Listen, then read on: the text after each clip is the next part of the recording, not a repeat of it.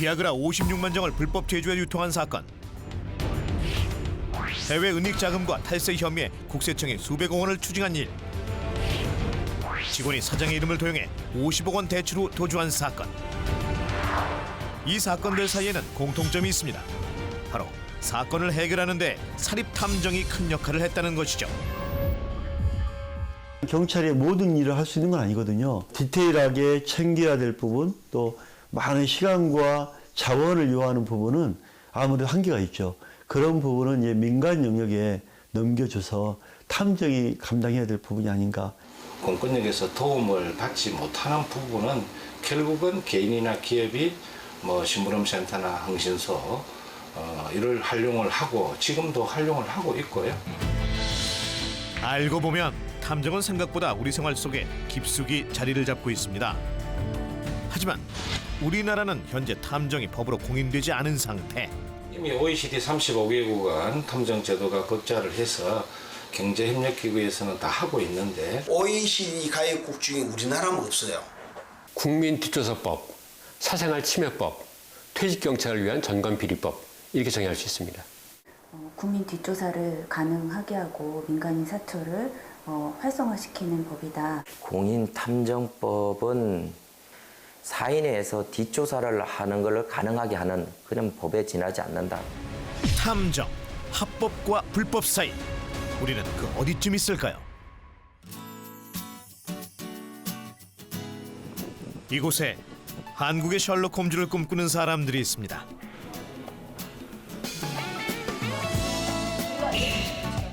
평생교육원 교육과정 중 하나인 탐정, 민간조사 최고 경영자 과정. 오늘은 과학수사와 지문 채취 수업이 있는 날입니다. 건물까지 같이 나오게 찍어야 되겠죠. 골고루 묻힙니다. 골고루. 그렇게 살살살살 하셔야지 힘껏 잡아 누르면서 문지르면 거기 있는 지문 다 닦입니다. 과학수사와 지문 채취는 민간조사원이 갖춰야 할 기본 실무 능력 중에 하나. TV나 영화에서만 보던 것을 직접 해보며 신기를 하는데요. 같이 하세요, 같이. 자, 보세요. 이렇게 나오죠. 자, 숨어있던 지문이 나타납니다. 이래서 이렇게. 표정만큼은 셜록 홈즈 못지 않은데요. 그렇죠. 그래서 꼭꼭 눌러서 지문이 잘. 드디어 지문 채취가 끝났습니다. 네. 잘 나왔나요? 네. 네. 성공하셨어요? 잘 나왔어요. 너무 신기하고요. 죄를 지면 안 되겠다 이런 생각이 듭니다. 범인은 반드시 잡힌다 이런 생각이 듭니다. 일반인들이 여기서 접해볼 수 없는 여러 가지를 실제로 실습하고 이렇게 하기 때문에 굉장히 많은 도움이 되죠. 교육을 바탕으로 이렇게 실습까지 하니까 훨씬 실질적으로 도움이 많이 될 것 같아요. 현대사회의 범죄는 지능화되고 또 포악한 범죄도 많고 상상을 초월하는 범죄들이 많습니다. 현대사회를 살아가는 탐정으로서는 반드시 과학수사를 하는 또 포렌식 수사를 할 수 있는 그런 능력을 갖춰야 한다고 생각합니다.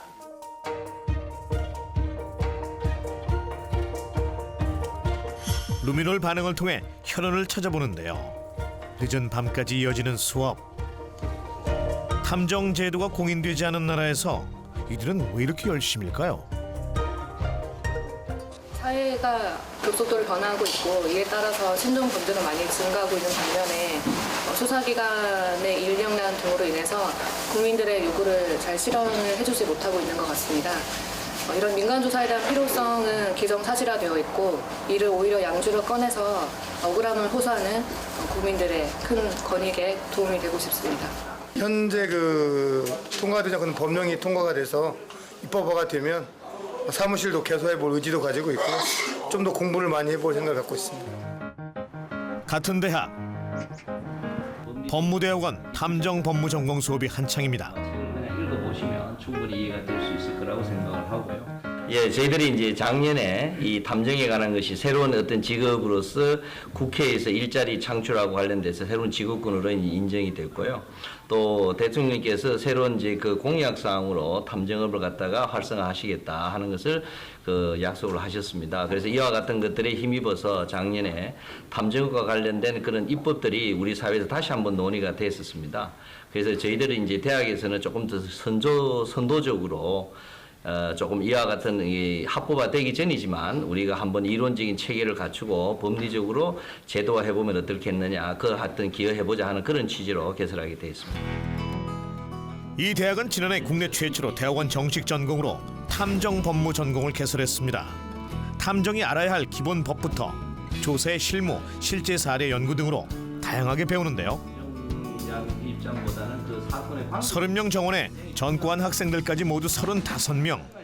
정원을 훌쩍 넘겨버려 2학기 땐 추가 모집이 없을 만큼 인기가 높습니다. 뭐 저희들이 처음에 했었을 때는 사실은 조금 의심을 했죠. 누가 이게 탐정이 아직 공인된 것도 아닌데 더구나 대학원에 이렇게 올 것인가 했는데 사실은 너무 많은 분들이 지원을 해주셨고 자기들은 대부분 판결 나오기 전에 결정. 평일 저녁부터 시작해 늦은 밤까지 이어지는 수업. 이겨도 이긴 게 아닙니다. 낮에는 상업에 충실하고 밤에는 탐정을 꿈꾸며 수업에 매진합니다. 모두들 표정이 무척 진지한데요. 전 현직 경찰관부터 변호사, 세무사, 법무사, 경비업체 대표 등등 이들의 직업은 다양합니다. 원래 대학교에서 심리학을 전공했었는데 그때 범죄 심리학에 되게 관심이 많았어서 근데 또 탐정학은 또 이렇게 실무적으로 이런 것들을 할 수 있는 일들이 많아 보여서 이렇게 지원하게 됐습니다. 제가 보험사 임원으로 근무를 했었었는데요. 해당 업무가 늘 그 보험 범죄와 관련된 일을 하고 있었어요. 그래서 우리나라도 탐정 있으면 참 좋겠다고 생각을 했고 영장 청구했었을 때 탐정이라는 직업을 조금은 더 빨리 받아들이고 준비하고 있는 학생들. 이론 수업은 대부분 법과 관련된 내용입니다. 탐정과 법은 아주 밀접한 관계가 있기 때문이죠. 같은 국가기관도 안 믿는. 탐정이라는 것이 사실은 이제 우리가 보통은 사실조사라고 얘기를 합니다. 근데 그 사실조사의 내용이라는 것이 사실은 다 법률적인 어떤 관계가 있습니다. 법에 대한 지식이 있으면 탐정 그 업무를 할 때 자기들이 이제 그 한계를 정확하게 알 수가 있고 사실 조사를 해가지고 그 나오는 자료들이 나중에 가면은 법적인 권리 다툼이 생겼을 때 또는 자기들이 가지고 있는 권리를 갖다가 실현할 때 다 증거로서 필요한 자료가 될 겁니다. 이론과 법률로 무장했다고 탐정이 되는 건 아닙니다. 자신을 지킬 줄도 알아야겠죠? 안에 들어가실 때는 이제 방탄조끼랑 고글이랑 귀마개 다 착용하고 들어갑니다. 귀마개 시끄럽기 때문에 옆에 코치분이 하는 소리가 잘 안 들리실 거예요. 그래도 귀마개 벗지 마시고 계속 쓰고 계셔야 됩니다. 사격 이제 바로 시작할 거고요. 3분씩 사격할 수 있습니다. 우리나라에서 어떤 뭐 범죄인들이 뭐 필리핀이라든지 이런 나라들의 또 도피사범들을 필요로 할 때 우리가 또 현장과 함께 조력을 하던가 아니면 세계 어떤 현장에 우리가 현장으로 가는 경우도 있는데 저희 탐정들의 신변 보호도 일단 해야 되고 또 의뢰인과 또 나와 어떤 타인까지 포함하는 어떤 안전에 관련된 부분이 꼭 필요하기 때문에 이런 총기 관련된 훈련은 필수입니다. 드디어 사격 연습이 시작됐습니다. 모두들 긴장한 표정인데요. 평생 총을 잡아본 적이 없는 여성들은 더 긴장되기 마련입니다. 어떤데 이렇게 잡아봤어요? 아, 이 오른손이 반동 때문에 튕겨나가니까 여기를 잘 파지하는 거.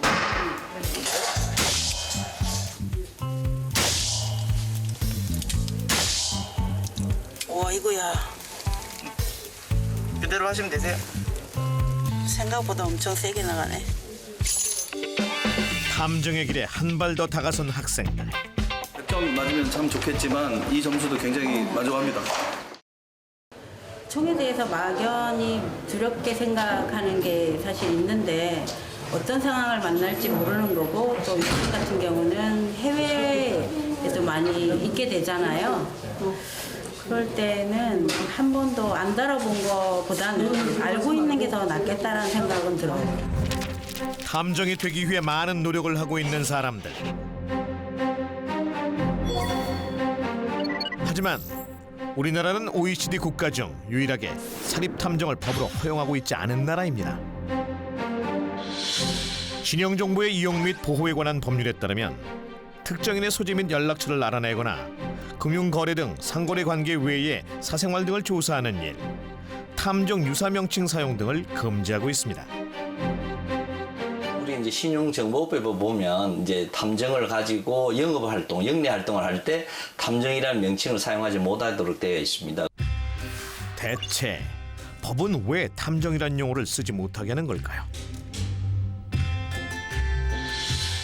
탐정은 의뢰받은 사건, 사고 등의 정보나 증거를 조사하는 민간 조사원을 뜻하는데요. PI라는 건 Private Investigator, 사설 탐정, 흔히들 말하는 것이고요. 공인 탐정, 이런 뭔가 조금 더 공적인 의미가 있는 것처럼 보이지만 사실 똑같은 겁니다. 그리고 민간 조사원, 어떤 용어를 사용하느냐의 문제일 뿐이지 결과적으로는 경찰이나 검찰 등 공무원이 아닌데 사실관계를 파악하고 조사하고 정보를 수집하는 역할과 사람을 일컫습니다. 찾을 탐, 염탐할 정, 뭔가를 은밀하게 찾는 부정적인 뜻을 담고 있는 탐정. 그 자체가 현행법에서 보호하는 개인정보나 사생활을 침해하는 뜻을 담고 있기 때문입니다. 하지만 탐정이라는 용어를 안 쓴다고 해서 그 역할까지 필요 없는 것은 아닙니다. 이미 많은 조사업체가 영업을 하고 있습니다. 탐정 자체가 지금 우리 현행법에서 반드시 부정되고 있다 해서는 불법이다라고까지 얘기하기는 굉장히 어렵습니다. 지금 현재 우리 국세청에 들어가서 보시면 이 자유업으로서 탐정업이라는 것을 지금도 허용을 하고 있습니다. 자유업으로서의 탐정 어떤 조사 활동하는 것은 지금 현행법 하에서도 가능하도록 그렇게 되어 있습니다.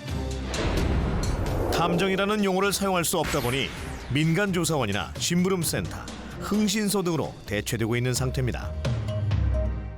현재 우리나라만 이 제도가 없다가 보니까 개인이나 기업이 피해 사실이나 사실관계 확인이나 민형사상 증거자료 수집이나 이런 부분에 대해서 일반 흥신소나 신분센터를 이용을 하고 있잖아요. 현재로서는 뭐 경찰청, 지난번 흥신소, 신분센터까지 하면은 지금 뭐 한 3,000개 정도 업소가 지하에서 활동을 하고 있는 걸로 추정하고 있습니다. 그렇다면 현재 대한민국의 민간 조사원들은 어떤 일을 하고 있을까요? 우리나라에서 민간 조사원으로 활동하고 있는 사람들, 그들을 직접 만나보기로 했습니다.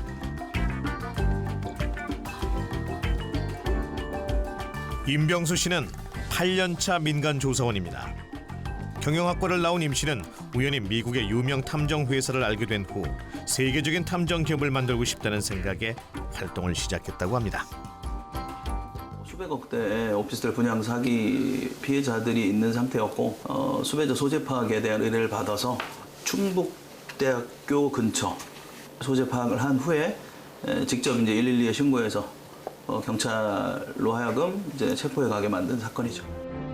지난 8년간 많은 사건과 의뢰를 해결한 임병수 씨. 이젠 모든 현장을 직접 뛰기 힘들 정도로 일이 많습니다. 지사장님, 부평으로 지금 들어갈 거니까 거기서 계속 잠보고 계시고 이쪽에서 지금 바로 이동할 겁니다. 계세요. 가방에 뭐가 들었나요? 차키처럼 보이죠? 카메라예요, 카메라. 증거 수집용 카메라입니다. 이 앞에 있는 게 이제 조그마한 게 거의 안 보이죠? 카메라 렌즈고 이렇게 눌러서 영상 찍는 거, 사진 찍는 거. 우리 이제 3단봉인데 실제 이제 경찰 3단봉이에요. 이거는 경찰 3단봉을 씁니다. 호신용으로 쓰는 거예요. 가스총입니다, 가스총. 이제 우리가 이 경찰관들이 쓰는 그런 가스총이 아니고 액상이 이렇게 쫙 들어가게 돼 있어요. 액상. 물을 여기서 넣어요. 이 물이 거의 페퍼먼트 한 50배 이상 되는 그런 강력한 최루액입니다. 이런 것은 이제 좀 만일의 사태 대비해서 가지고는 다닙니다.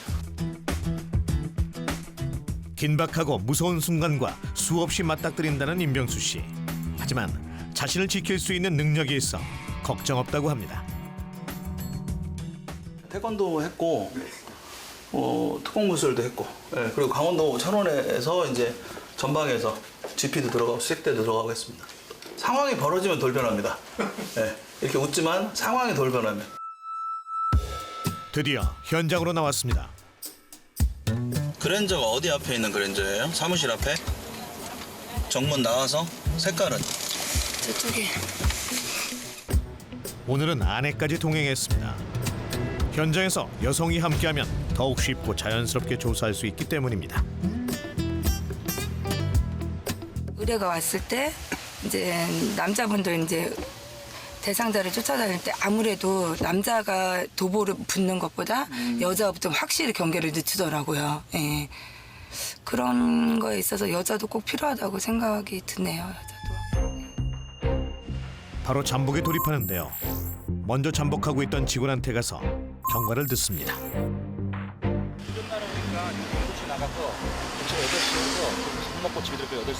그러면 원래 6시에 나올 수도 있고, 그죠? 일단 스탠바이 해야 되겠네, 그죠? 나오는 거. 그렇게 합시다. 이 회사 법인 감사가 의뢰인이고 대표를 상대로 조사를 해달라고 하는 건데 조사의 이유는 이제 그 회사 부지를 뭐 2번, 3번 이렇게 옮기면서 이 엄청난 손실액이 계속 발생이 된 거예요. 거의 뭐 25년 이상 지금 횡령한 혐의가 포착이 돼 있는 상태이고 수십 년간 이루어졌을지도 모르는 횡령의 증거를 잡아내는 일, 책임이 막중합니다. 점심 식사 거래처하고 밥 먹으러 갔다고 했잖아요. 예. 뭐 특별한 건 없었어요? 예, 특별한 점은 없었고요. 뭐 얼굴 봤더네요, 거래처? 처음 봤습니다. 처음 보네. 예. 유니폼을 입고 있던데 아까 사진 보니까. 예, 근데 처음 봤습니다. 몇 시부터 몇 시간째 여기 계시는 거예요? 오늘 아침 오전에 10시, 11시쯤부터 이제 시작을 한 거지. 이제. 지금 이 일을 하면서 뭐 가장 힘든 점은 뭐 그냥 뭐 차 속에서 이렇게 뭐 계속 이렇게 이제 있는다는 거 이런 부분이랑 이제 또 화장실 급할 때 이제 이런 부분이랑 잠복이라고 이제 한 자리에 계속 있으니까 그거 말고는 아직까지는 뭐 화장실 급한 거랑 예 그거밖에 없습니다. 배고픈 거랑? 네네. 매운 짜장면도 시켜 먹고 하죠. 아 여기서요? 네, 차로 옵니다. 어디 은행 앞 1969로 짜장면 3개 갖다 주세요. 처음에는 많이 반대했죠. 왜냐면 탐정이라는 일이 어떻게 보면 낮밤도 그렇고 집에 못 들어오는 경우가 되게 많았어요. 저희 지방에 살 때는 뭐 한 달에 한두 번 들어오면 많이 들어왔었거든요. 그러니까 애들도 아빠 왜 안 들어오냐고 아빠 많이 찾고.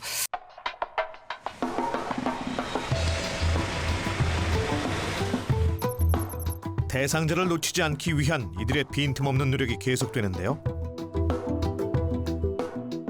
잠복 시간이 꽤 길어지는데요. 그런데 이제 대상자가 사라지는 건 또 금방이니까 뭐 언제 나올지 모르고 언제 나올지 모르고 잠복하는 게 가장 심리적으로 힘들죠.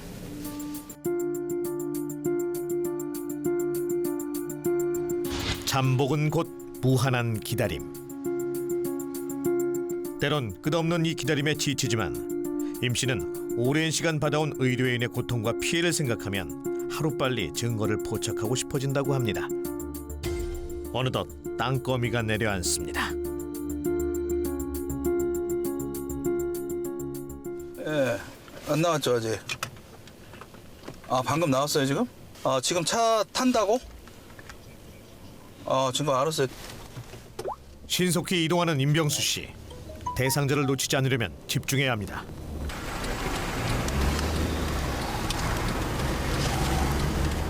이렇게 코너길 같은 데는 근접을 해요. 이렇게 근접을 하고 폭이 좀 크거나 넓거나 이러면은 좀 거리를 좀 두고 그리고 어느 정도 적당한 시간을 붙으면 차를 또 바꿔주고. 목적지 주변입니다. 대상자를 놓치지 않기 위해서 신중히 움직입니다.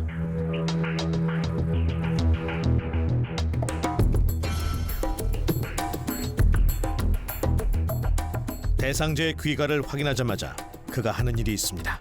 이게 뭐 저랑 이제 의뢰인하고 소통을 하는 거고 낮에 이제 동영상이 들어갔잖아요. 의뢰인하고 탐정하고 이렇게 협업을 해요. 항상 24시간 소통을 하면서 문제를 해결해 나가는 거죠. 그제야 임병수 씨 부부도 집으로 향합니다. 종일 좁은 공간에서 기다림과 싸운 이를 지친 기색이 역력한데요. 그는 고단한 이 일을 대체 왜 하는 걸까요? 내가 진짜 뼛속부터 머리부터 끝까지 탐정입니다. 현장에서 단 머리카락 하나의 증거라도 수집하기 위해 잠 못 자고 물불 안 가리고 쫓아다니는 사람이 현장 전문가고 탐정이거든요. 그 조사 전문가예요. 법은 인정하지 않지만 관련 법안 발의가 수년간 계속되는 등 그 필요성은 끊임없이 제기되어온 공인탐정제도. 지난 19대 대통령 선거 당시 문재인 대통령 후보는 사실조사를 지원하는 공인탐정제도를 도입해 민생 치안 역량을 대폭 강화하겠다는 공약을 내걸기도 했는데요. 사람들은 공인탐정제도에 대해 얼마나 알고 있을까요? 아니요, 잘 모르겠어요. 그냥 법적으로 다 해결이 가능한데 굳이 있어야 되나 싶어서. 신분센터가 어느 정도 다 해주는 것 같은데 굳이 탐정이 필요할까라는 생각이 들어가기도 하고. 아직까지는 좀 시기상조라고 생각을 하고 있어요. 왜냐하면 사설 탐정이라고 하면 쉽게 말해서 흥신소? 아직까지는 우리나라에서는 흥신소에 가깝다라고 생각을 하고 있거든요. 네. 현재 공권력이 미처 다 미치지 못하는 부분이 많이 있다고 들었어요. 그런데 이제 그걸 민간 시장에 개방하면 전문적인 역량이나 뭐 예를 들면 퇴직한 경찰이라든가 뭐 법과 관련된 일을 하는 사람들한테 큰 시장을 열어줄 수 있는 기회이기도 한 것 같고요. 그리고 말씀드렸지만 공권력이 충분히 다 해결하지 못하는 여러 가지 문제들을 일정 정도 탐정들이 해결해 줄 수 있지 않을까 하는 생각을 합니다. 본의 아니게 또 이렇게 뒷조사를 하면은 그런 부분에 대해서도 뭐 요즘 스토킹 같은 것도 막 일어나잖아요. 그런 부분 또 뭐 그런 게 된다고 하면 또 인식이 이 사람들의 인식이 내 스스로도 이렇게 또 뭔가 좀 이렇게 뒷조사를 당하지 않느냐, 뭐 스토킹을 당하고 있지 않느냐, 이 생활 속에서 뭔가 또 하나의 불안감을 조성하는 그런 것도 있을 것 같아요. 찬성과 반대, 입장차가 극명한 공인탐정제도. 그 도입에 대한 찬반 논란은 수년간 끊이지 않고 이어져 오고 있습니다.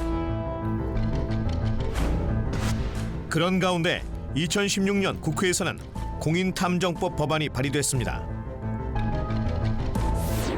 윤재욱 의원의 공인탐정법의 주요 골자는 국가공인탐정 자격제도를 도입해 국민이 믿고 이용할 수 있는 민간조사 서비스업을 활성화하고 동시에 사생활 침해 등의 부작용을 방지하기 위한 적절한 관리감독 제도 및 처벌 규정 등을 마련하자는 것. 10년을 넘게 국회에서 표류해온 공인탐정법. 이유는 무엇일까요? 변호사협회에서 반대를 하는 것 같아요. 변호사협회에서 반대를 한다는 것은 저는 이해가 안 갑니다. 뭐 대한변호사협회에서 탐정제에 대해서 반대한다라고 경찰 쪽에서는 이야기를 하지만 저는 거기에 공감하지 않아요. 국민 뒷조사법, 사생활 침해법, 퇴직경찰을 위한 전관비리법 이렇게 정의할 수 있습니다. 국민 뒷조사를 가능하게 하고 민간인 사초를 활성화시키는 법이다. 사인회에서 뒷조사를 하는 것을 가능하게 하는 그런 법에 지나지 않는다. 공인탐정법에 대한 찬성과 반대 입장의 온도차가 큰 상황.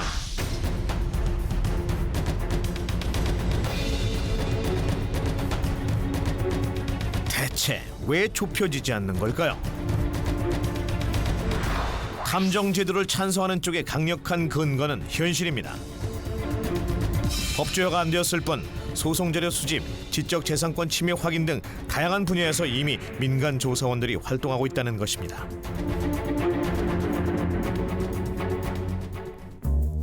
그들의 활동 분야를 살펴보면 탐정 제도의 필요성을 느낄 수 있을까요? 민간 조사원 유종 씨를 만났습니다.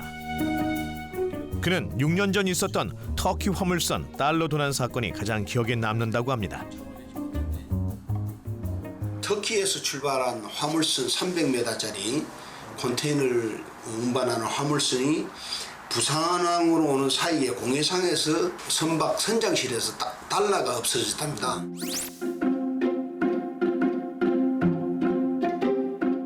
이제 이분이 선장인데 선장부터 해가지고 22명을 양해를 구해서 이렇게 지문을 다 받아냈습니다. 다 받아냈고 달러 봉투에서 그 화학 기법으로 아세톤에다 니든을 섞인 화학약품을 이용해서 지문을 찾아내는 거죠. 그래서 3개를 찾아낸 겁니다. 한 2시간 만에 지문을 현출해서 보고서를 제출한 적이 있습니다. 20년간 민간 조사원으로 활동하며 크고 작은 의뢰를 맡아 해결해온 유종 씨. 그는 탐정 제도가 꼭 필요하다고 주장합니다. 사회가 불안할수록 범죄는 많이 일어납니다. 어느 나라든 국가 공권력의 사각지대를 다 메워줄 수 없기 때문에 민에서 전문가들이 해줄 수밖에 없지 않느냐. 그런 차원에서 미래지향적이고 상당히 비전이 있다고 생각합니다. 유 씨는 탐정 제도가 왜 필요한지 자신이 해결한 사건을 예를 들어 알려주겠다며 제작진을 경기도 오산으로 이끌었습니다. 지점에서 이제 진로 변경을 하려고 그랬죠. 근데 이를 뒤로 보니까 깜깜하게 차가 안 오니까 진로 변경 신호를 안 넣고 방향을 트는 순간 충돌을 해버렸죠. 그래서 여기서 이제 충돌해서 밀려가고 저까지 가서 육중 충돌이 일어난 거죠. 방향 지시 등을 켜지 않은 채 진로 변경을 시도한 앞차를 뒤차가 받으며 육중 추돌이 일어난 것. 그때는 이미 경찰에서 피해자 가해자가 이미 결정된 상태입니다. 그래서 피해자가 너무 억울하다. 방향 지시 등을 켜지 않고 진로 변경을 시도한 앞에 화물차가 가해자로 결정된 상황. 화물차 운전자는 유종 씨를 찾아와 억울함을 호소했다고 합니다.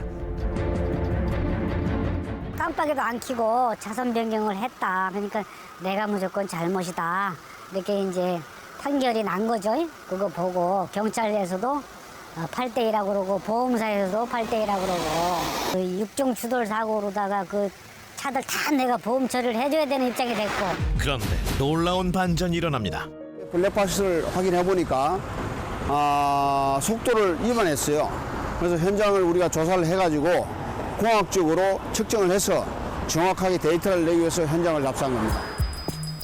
유종 민간 조사원은 뒤차 운전자가 제출한 블랙박스 영상을 통해 실마리를 잡아 현장 조사에 착수했는데요.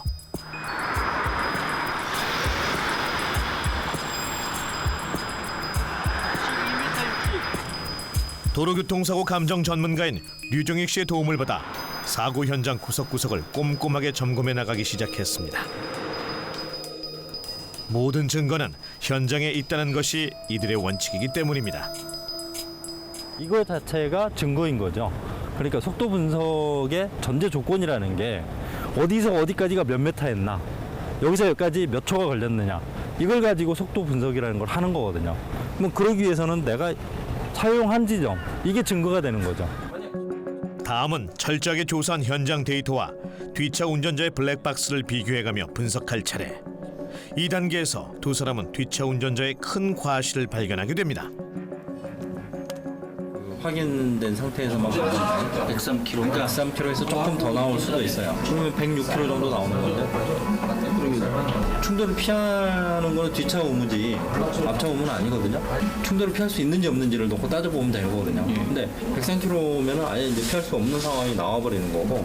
보통 라이트를 키면 앞이 좀 보이는데 거의 안 보여서. 1차 지금 전방에 보면 차 앞쪽에 박지가 않아요. 그럼 전조등이 없는 걸로 보이거든요. 전조등이 없다라는 거는 앞차 입장에서는 차가 오는지 안 오는지 아예 모른다는 거죠. 그러니까 진로 변경하는 사람도 마찬가지예요. 이들이 집중한 뒤차 운전자의 과실은 바로 과속. 당시 국과수 분석과 이들이 분석한 초과 속도에 큰 차이가 있었다고 합니다. 1차적으로 국가수에서 이제 검증을 했어요. 했는데 거기서도 오류가 나와서 16.5km만 오버된 거죠. 다시 저희들이 교통공단으로 좀 올려서 분석을 좀 해줘라 했는데 정확하게 유 박사님이 분석한 거하고 똑같이 나왔어요. 26.5km가 오버된 거죠. 그래서 가피가 바뀐 거고 보험회사나 경찰에서 다 놀래죠. 교통사고 처리 특례법에서 규정하는 11대 중과실 중 하나는 제한속도 20km 이상 초과 과속. 결국 뒤차 운전자가 가해자로 바뀌는 큰 반전이 일어났습니다. 제가 그 책임질 부분에 대해서는 제가 책임을 지고 이렇게 상황이 뒤집히게 돼서 제가 그 어려움에서 빠져나오게 돼서 고맙게 생각을 합니다. 어느 나라든 국가 공권력이 국민의 가려움 다 긁어줄 수 없기 때문에 거기 사각지대를 메워주기 위해서는 이게 법 제도화 돼야 되고 제도가 되면 왕성하게 활동하고 아마 법을 믿고 따르는 환경을 만들 수 있는 발판을 만들 겁니다. 공인탐정제도 도입을 찬성하는 이들의 주장은 공권력이 미치지 못하는 곳에 탐정이 닿을 수 있다는 것입니다. 공인탐정제도를 찬성하는 쪽의 주장에 대해 반대하는 사람들은 어떤 반론을 펼칠까요? 지난해 7월 대한변호사협회는 탐정제도에 반대한다는 의사를 표명했는데요. 이들은 공권력의 부족함을 탐정이 채울 수 있다는 찬성적 주장이 근본적으로 잘못됐다고 말합니다. 공적 영역으로 담당을 해야 될, 그러니까 경찰들이 제 기능을 하지 못하고 그것을 민간의 어떤 그 아웃소싱 또는 이제 위탁 수행을 통해서 해결한다. 이런 식의 문제 해결 방법이 과연 옳은 것이냐. 경찰 행정은 국가가 해야 될 기본적인 의무고 책무인 거죠.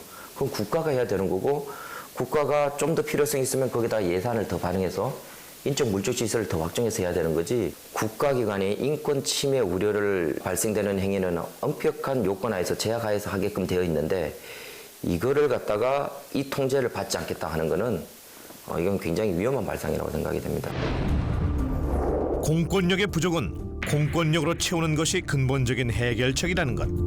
탐정법 도입에 있어 찬반이 나뉘는 두 번째 쟁점은 음지의 조사 업체들로 인해 증가하는 피해 때문. 그동안 우리나라는 민간 조사업 자체가 사실상 불법이었는데 다른 조금 일탈적인 그 업종으로 등록을 한다든지 신고를 한다든지 하면서 그 음지에서 지하에서 이렇게 영업을 많이 해왔어요.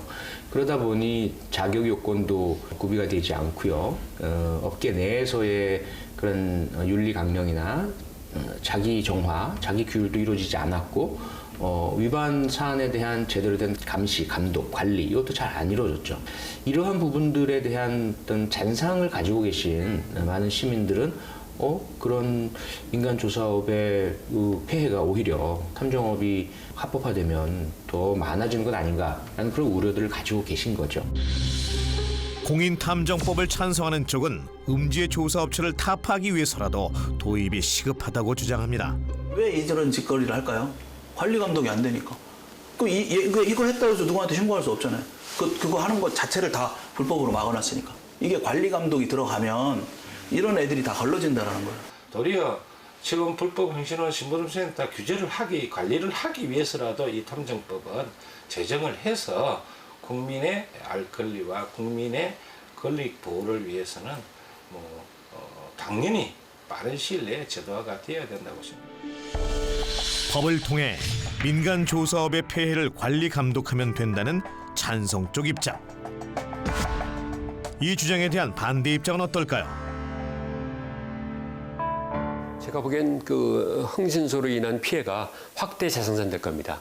지금 그 흥신소와 신분업센터들이 하고 있는 수많은 불법 행위, 그 사람들은 뭐 가스총, 마취제, 그리고 충격기 이런 거 갖고 다니고 실제로도 아주 나쁜 짓을 많이 합니다. 흥신소가 아무런 어떤 법적 근거가 없는 상태지 않습니까? 그런데 이거를 갖다가 이제 합법화를 시켜놓으면은 공인 탐정사라는 걸로 둔갑이 되는 거죠. 실질적으로 똑같은 건데 그 법에 의해 가지고서는 이런 행위를 갖다가 이런 직업을 갖다가 명문으로 인정해 주느냐 아니느냐 그 차이만 있다고 생각합니다. 현 문제 업체들의 폐해가 더욱 확대될 것이라는 주장입니다. 가장 큰 마지막 쟁점은 개인정보 유출과 사생활 침해 문제입니다. 현행법상 수사권이 없는 자가 남의 사생활을 조사하는 행위는 불법인데요. 현재 신용정보법은 신용정보회사가 특정인의 소재 및 연락처를 알아내거나 상거래 관계 외에 사생활 등을 조사하는 일을 금지하고 있습니다. 이에 2016년 탐정제도 도입을 원하는 한 단체가 탐정 호칭 사용과 탐정업을 금지한 현행법의 일부 조항에 대해 위헌 여부를 가려달라고 헌법소원 심판 청구서를 제출했지만 헌법재판소는 위헌이 아니라고 결정했습니다. 헌재가 아주 현명한 결정 내리셨는데요. 거기는 탐정 명칭을 사용해서는 안 된다. 그리고 또 탐정이 불법으로 사생활 조사하고 그리고 특정인의 소재를 탐지하다가는 그 불법 행위가 필연적으로 개시되게 된다. 그리고 탐정 명칭을 사용하게 되면 일반인이 이런 일을 마음껏 해도 좋다. 이런 오해를 하기 때문에 그런 탐정을 고용해서 불법 행위를 하거나 아니면 개인정보를 제공하게 될 그런 우려가 있다. 이런 현명한 결정을 했습니다. 탐정 제도가 도입되면 몰래 카메라 같은 불법적인 방법을 통해 개인정보 유출과 사생활 침해 우려가 크다고 판단한 것. 최근 강서구 전처 살인 사건에서 범인에게 전처의 행방을 알려준 것이 흥신소였음이 밝혀지며 모두를 충격에 빠뜨렸습니다. 그 사람 바로 흥신소로 고용했습니다, 남편이. 그래서 2달 동안 전처를 추적해서 위치 추적기를 차에 붙여서 그래서 결국 전처를 찾아내서 죽였죠. 그런 일 많을 겁니다. 그리고 스마트폰 해킹 아주 만연해 있는데요. 그거를 스마트폰에 몰래 심어놓으면은 조사당하는 사람이 말하는 것, 그리고 문자 보내는 것, 고스란히 실시간으로 다 알 수가 있거든요. 사생활 침해가 아주 많이 될 겁니다. 얼마 전 논란이 된 유흥탐정 사건 또한 개인정보 유출과 사생활 침해에 관한 문제였습니다. 유흥탐정 그런 게 이게 공인탐정이 들어서면 안 된다고 얘기하는 우려가 되는 대표적인 예가 아닌가 싶습니다. 이게 공인탐정을 두면은 아마 별의별 걸 다 뒷조사를 하려고 할 겁니다. 그리고 우리나라 옛말에 보면은 털어서 먼지 안 나는 사람 있냐 이런 식이 있지 않습니까? 정말 근데 터는 걸 갖다가 아무나 못 털게끔 하고 있지 않습니까? 근데 이거는 저놈이 뭔가가 캥기는 게 있지 않을까? 일단 한번 털어보자. 얼마든지 쓸 수 있는 거죠. 근데 이거는 안 되는 거라고 생각할 수밖에 없을 것 같습니다. 공인탐정제도 합법이냐 불법이냐 찬성이냐 반대냐 그 갈림길에서 우리는 과연 어떤 선택을 해야 할까요? 그런 안전장치가 충분치 않다라고 생각한다면 탐정법안은 통과될 수 없는 거죠. 그래서 그런 인권 침해 우려에 대한 불식 내지는 해소를 할 수 있을 정도의 안전장치가 마련되어야 합니다.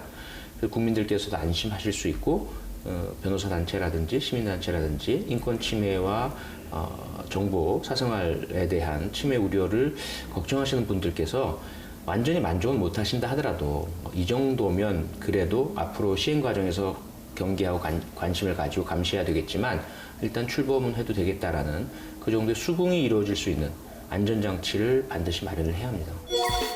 그렇다면 이미 사립탐정 제도가 시행되고 있는 다른 나라들의 상황은 어떨까요? 미국과 일본의 경우 각각 6만여 명의 사설 탐정이 활동하고 있는데요. 일본의 경우 인구 10만 명당 탐정의 비율이 무려 50명으로 1위고요. 호주 30명, 독일 28명, 영국 27명, 미국 19명으로 보편화되어 있습니다. 인구 10만 명당 탐정의 비율이 무려 50명이나 되는 탐정의 나라 일본으로 가보지 않을 수 없겠죠. 일본에서 탐정은 어떤 역할을 하고 있을까요? 또 일본 사람들은 탐정을 어떻게 생각하고 있을까요?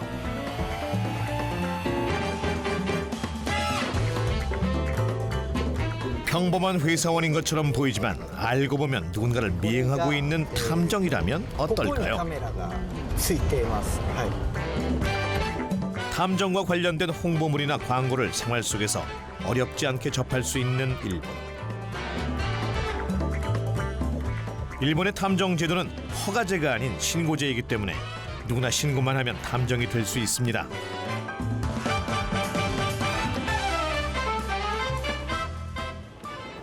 신고제인 일본의 탐정제도 특성상 탐정학원은 탐정을 꿈꾸는 이들의 필수 관문으로 인기가 높습니다. おはようございます。おはようございます。他に僕ら探偵が覚えなければいけないものとしてこれができる前どうだったかっていうと探偵に関しての特別な取り決めというものは特になくてあとはまあ今ねすごく言われてますけども個人情報こういったものについてすごくトラブルが発生しました。ドラマとかそういうので興味を持って憧れというかそういうのからやっぱ面白そうっていうのもあってやったような。お客さんがいての探偵だと思うんでその来たお客さんの相談をしっかりとそのお客さん満足するような結果を出せるしっかり出せるような探偵になりたいですね。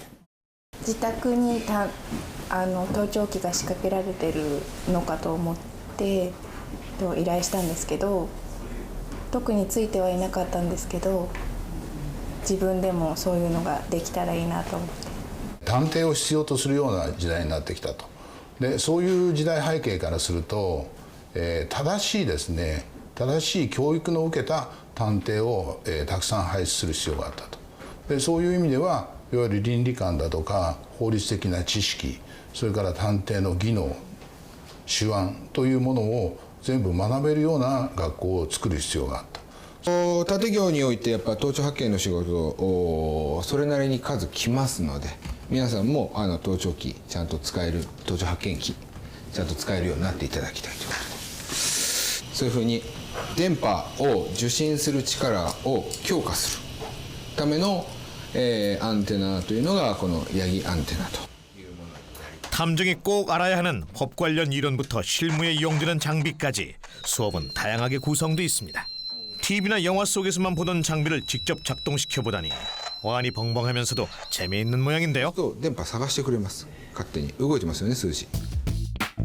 사실 탐정들이 가장 많이 사용하는 기술은 따로 있습니다. 바로 미행 기술입니다. 탐정학원에선 탐정에게 필수인 미행법과 기술을 실전에서 사용할 수 있도록 학생들이 서로 쫓고 쫓기는 자가 되어 실제 거리에서 실습을 해본다고 합니다. 자연스럽게 대화를 나누는 이들도 학생들인데요. 조금 부자연스럽죠? ちょっと硬い動きが硬いです。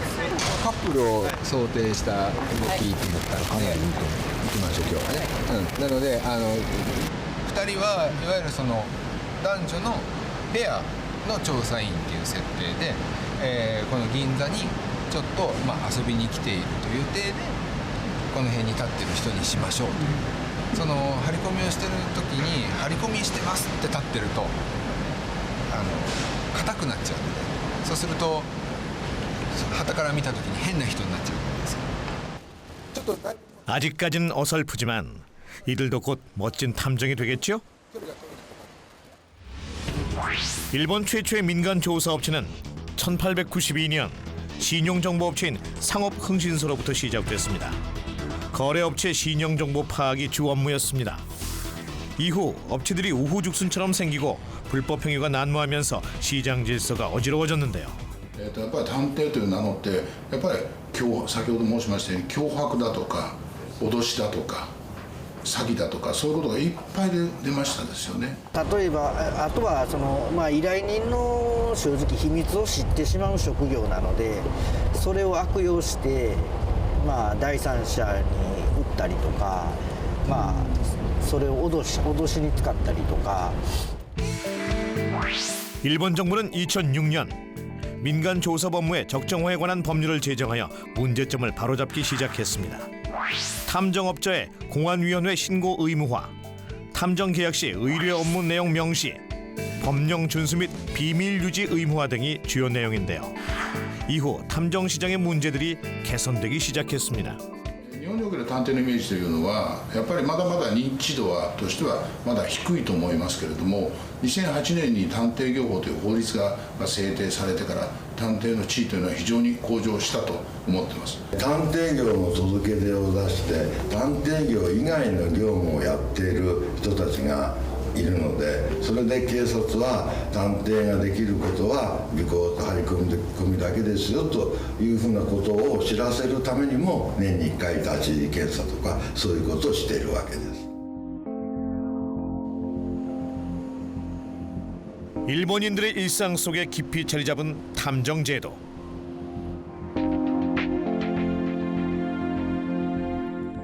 일본의 탐정 사무소는 어떻게 운영되고 있는지 한번 찾아가 보기로 했습니다.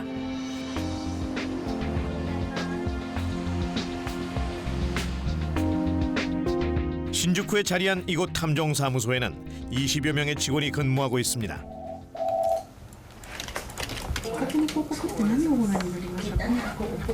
である程度難航するものに関してはお時間がかかるっていうそういう感じですね。どういうふうなものを当社の方でご協力すればよろしいですか。쉴 새 없이 밀려드는 상담 전화에 빽빽한 일정. 성업 중인 이곳이 다른 사무소와 다른 점은 조사원들이 전문 카운슬러 자격을 갖췄다는 것입니다. 相談員にカウンセラーの資格を取得していただいて、カウンセラーがきちんと向き合って寄り添っていくというところを、他者との違い、差別化として取り入れました。 상담은 어떻게 이루어질까요? 大丈夫ですよ、全部解決できますのでね、何かもう本当にお気持ちでね、全部ここで吐き出してほしいと思うんですよ。まず、ご主人がなんかおかしいなと思ったのいつぐらいですかね。そうですね、ぐらい前からおかしかったんですけど、全然もうそんな朝顔分けしてるなんて思います。そのせいでおかしいともちっとも思わなかったので、すごいびっくり。 じゃあ今回なんか半年くらいから怪しいなと思うのは、例えば帰りが遅いとか、出版の営業なんですかね。そしたら遅くなることっていうのは言われてしまう、私分からないから、そういうふうに言われてしまえばそういうものなのかなって。でもそうですよね、出版になるとね、普通のね。でも妻の勘で。 의뢰인들은 카운슬러 조사원에게 신뢰를 느낍니다. 何時間使うかってことになると最低でも24時間、12時間で、この時間を調査すればある程度のことが分かるよね。でも本当に一歩ね前進されたことってすごくいいと思いますよ。日本はですね、別に探偵業法という法律がありますから、今はですね、別にそのことについて、警察だとか弁護士会だとかそういうことは反対してないですね。逆にこの法制化されたおかげで弁護士だとかそういう方々からの依頼が逆にすごく増えてますね。逆に信頼が上がったと思います。法制化されますと探偵の地位が上がります。もっと分かりやすく言えば、自分の子供にお父さんは探偵をやっているんだと言っても恥ずかしくなくなる、法律で認められた職業になるというのがまず一番私たちは嬉しかったですね。 다음은 사설 탐정 회사의 태생지 미국으로 가봤습니다. 1,600만 명, 다양한 인종이 살고 있는 세계적인 도시 뉴욕. 이곳은 1800년대부터 탐정 면허가 발급되기 시작한 명실상부 탐정의 태생지입니다.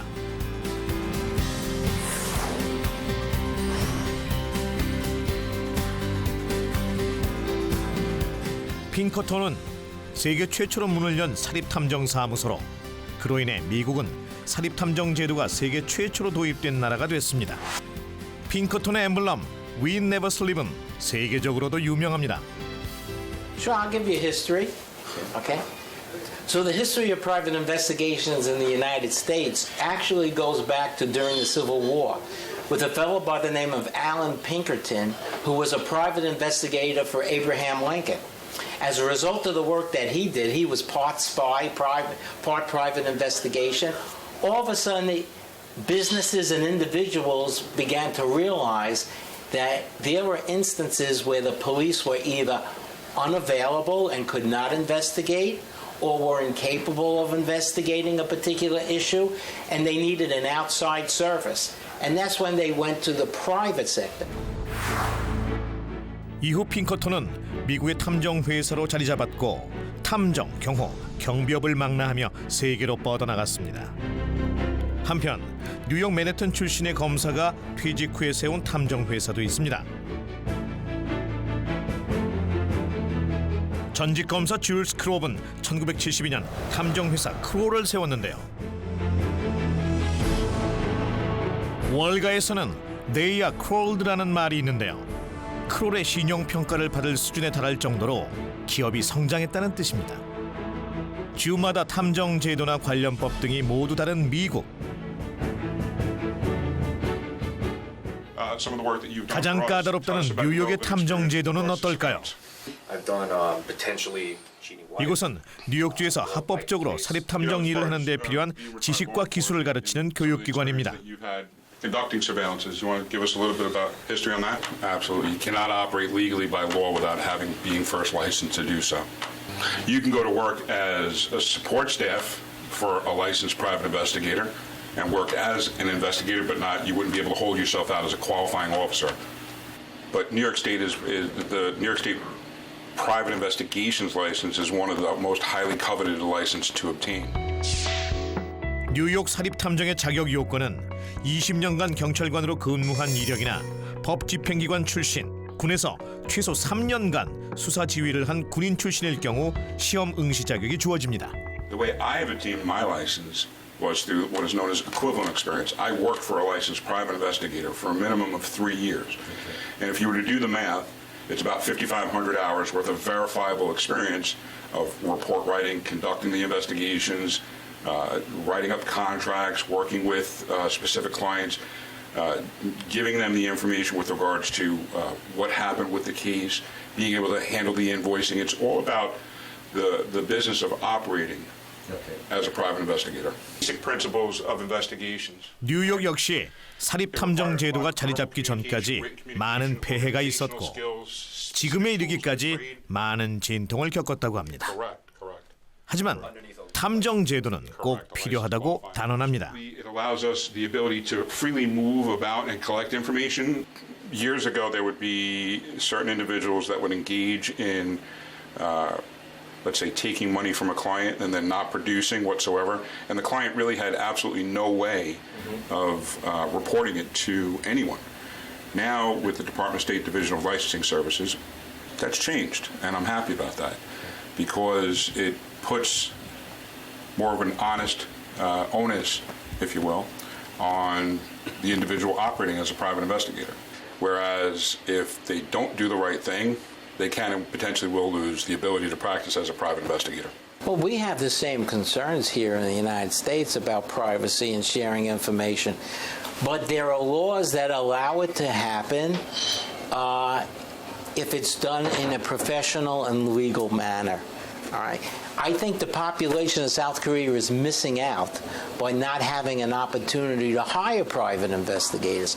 It's up to the South Korean government to establish a set of rules for the private investigators to follow. But once they do that, the corporations and the individuals in South Korea will be extremely happy to have this new tool available for them because they have the same issues we do. Whether it's personal issues, professional issues, corporate issues, they have the same issues that we do. We've established a set of laws to protect people and still allow private investigators to exist, and I'm sure South Korea could do the same thing. 탐정, 합법과 불법 사이 그 갈림길에서 우리는 어떤 선택을 해야 할까요? 최근에 일자리 문제도 심각하잖아요. 하나의 중요한 직업 영역이 될 수도 있고요. 민간 조사 제도가 있고 성인 실종법이 있었다라면 2, 3일 안에 해결될 게 지금 12년이 넘도록 이렇게 못하고 있습니다.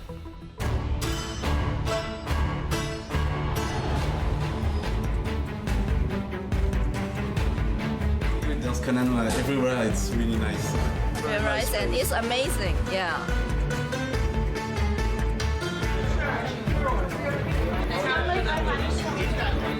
When I say murdered their patients, that's exactly what I'm talking about. 금지되는 일을 하려고 하니까 합법적인 영역 내에서 탐문하고 사실 아침에 하니까 국가기관으로 쓸 겁니까? 사실 아침에 하니까 뭐라는 말이야.